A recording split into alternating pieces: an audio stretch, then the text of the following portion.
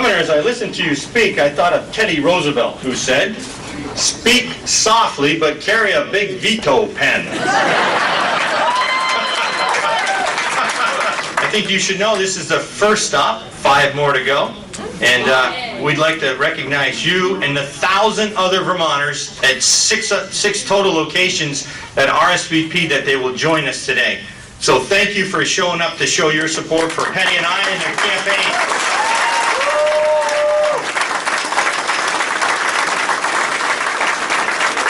I'd like to say, welcome to my hometown. As a matter of fact, welcome to my backyard. This is where we grew up, right here. This is on the other side of the fence. My roots run deep in Vermont. Our family has been here for 6 generations. And I can honestly say, as someone, as a pilot and as your lieutenant governor who's traveled all over the world, there's no place in the world that I would rather live or raise a family than right here in the state of Vermont.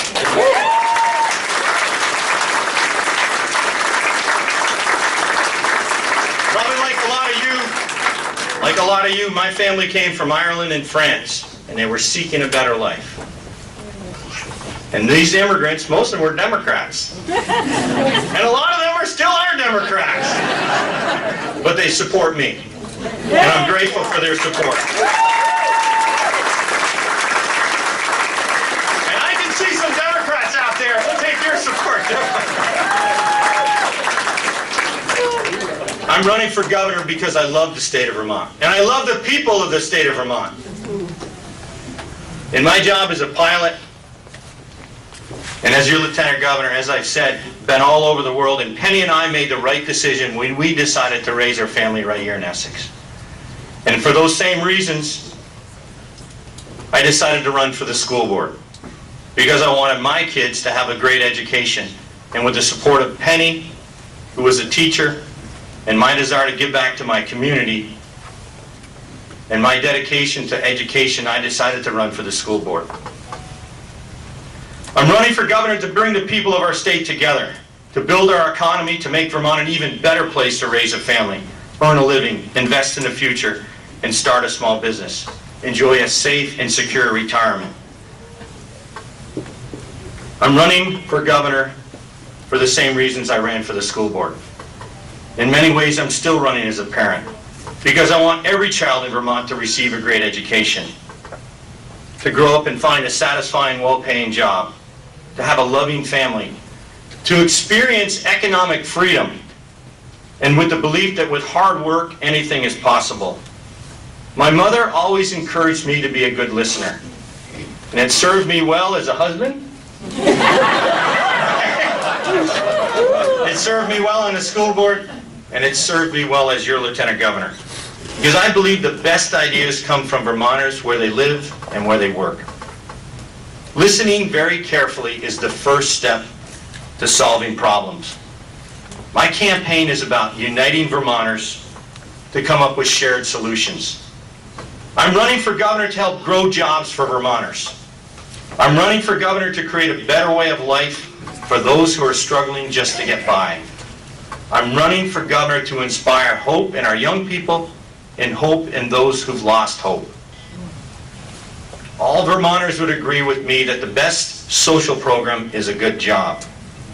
And only with a strong economy and good paying jobs can we pay for the services that we value as a state.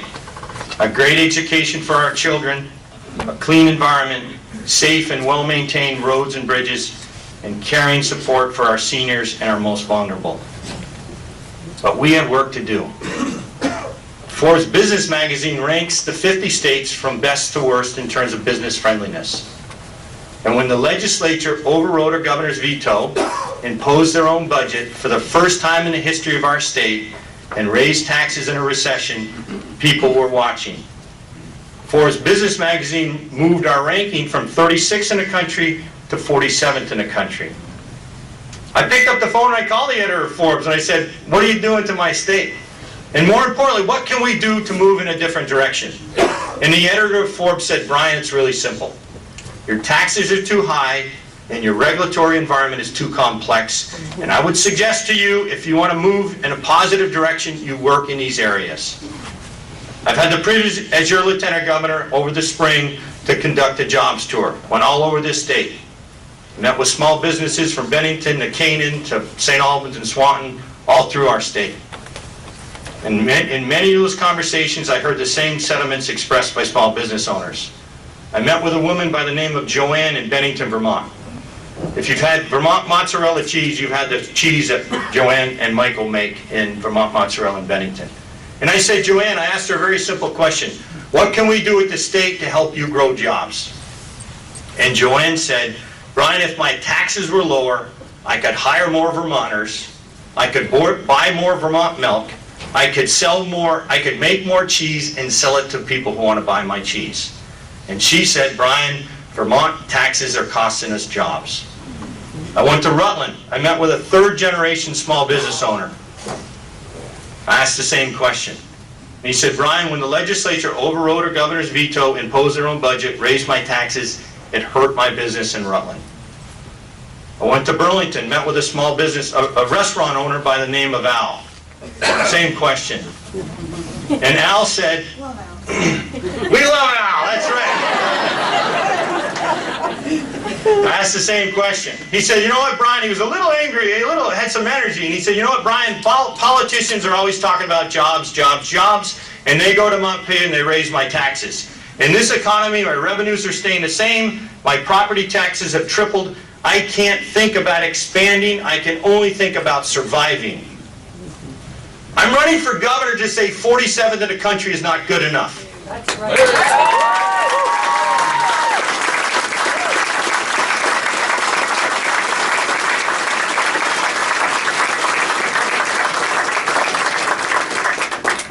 I'm running for governor to say to a small business owner like Al and other small business owners that we want you to think about expanding and not just surviving. A leader must be able to identify a problem. Burying your head in the sand and ignoring a problem is not leadership.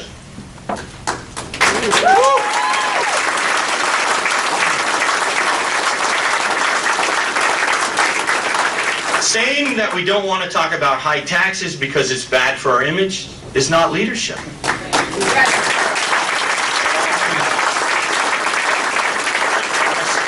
I strongly believe that life presents opportunities. We have the opportunities to cut taxes, to cut red tape, to strengthen working families.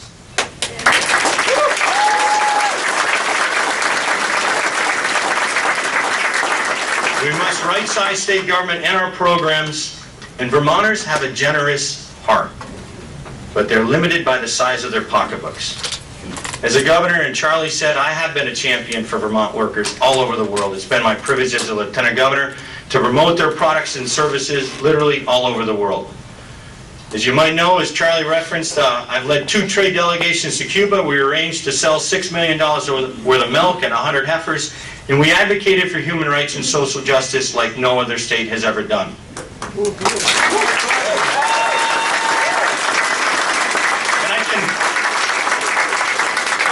I can back that up. And at a large formal banquet, the 3rd night we're there in Cuba, I sat next to the Vice President of Cuba at the head table, and the Vice President turned to me and he said, Lieutenant Governor Dubie, why are you in my country? I says, I'll tell you why. In 1996, your country shot down 2 civilian aircraft and the Brothers of the Rescue incident.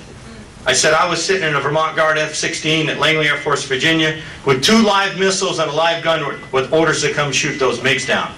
I said, I sat in my jet for 10 hours on 1-minute scramble status, and I got right in his face and I said, I didn't get a chance to come that night.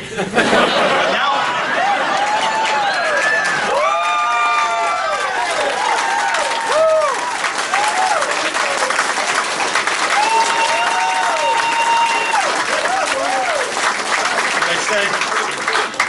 I said, now I'm Lieutenant Governor, I'm glad to be here.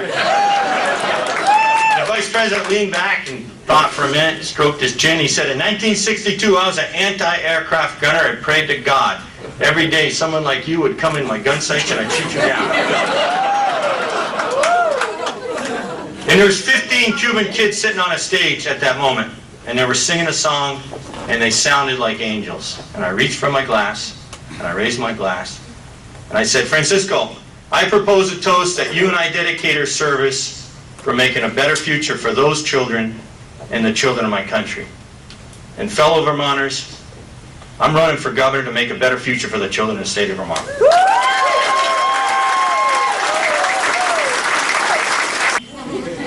We are committed 100% to running the most positive and strong campaign that this state has ever seen.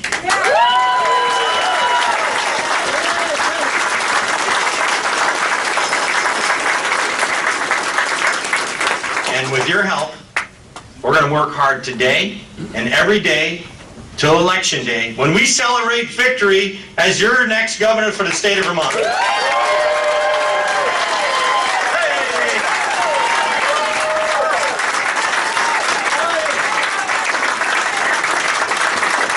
And once again, with your help, we've knocked on 20,000 doors. 7,300 of you have signed up to be fans of BrianDubie.com on our Facebook page.